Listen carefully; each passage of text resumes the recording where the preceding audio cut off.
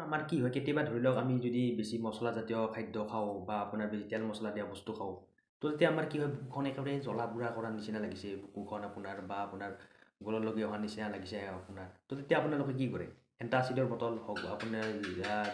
কি আপোনাৰ জেলুচিল হওক বা ডাইজিন তেনেকুৱা আপোনালোকে কি এণ্টাচিডৰ আপোনালোকৰ বটল ব্যৱহাৰ কৰে হা যেতিয়া আপোনাৰ বুকুখন জ্বলা বুৰা কৰে একেবাৰে টেঙা টেঙা আপোনাৰ উগাৰ আহিছে তেতিয়া আপোনালোকে কি কৰে এণ্টাচিডৰ আপোনাৰ বটল অকণমান এসোপা বা দুসোপা আপোনালোকে খাই দিয়ে খাই দিয়াৰ পিছত আপোনালোকে ৰিলিফ পায় আপোনাৰ তো সেইটো আপোনাৰ কি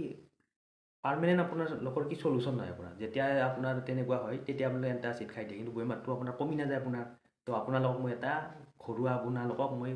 উপায় ক'ম আপোনাক একেবাৰে আপোনাৰ এণ্টাচিডৰ নিচিনা আপোনাৰ কাম কৰে তো সেইটো হৈছে কি সেইটো হৈছে আমাৰ যি গাখীৰ আপোনাৰ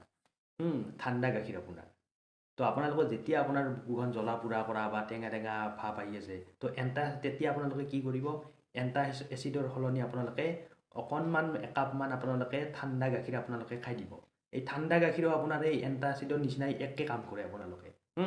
তো আপোনালোকৰ যদি তেনেকুৱা প্ৰব্লেম হয় আপোনালোকে এণ্টাচিড যদি ব্যৱহাৰ কৰে তো আপোনালোকে যেতিয়া আপোনালোকৰ বুকুখন জ্বলা পোৰা বা টেঙা টেঙা উগাৰ ভাৱ আহি থাকে তেতিয়া আপোনালোকে একাপমান ঠাণ্ডা গাখীৰ খাই দিব তেতিয়া আপোনালোকে লগে লগ আপোনালোকে ৰিলিফ পাব তো ধন্যবাদ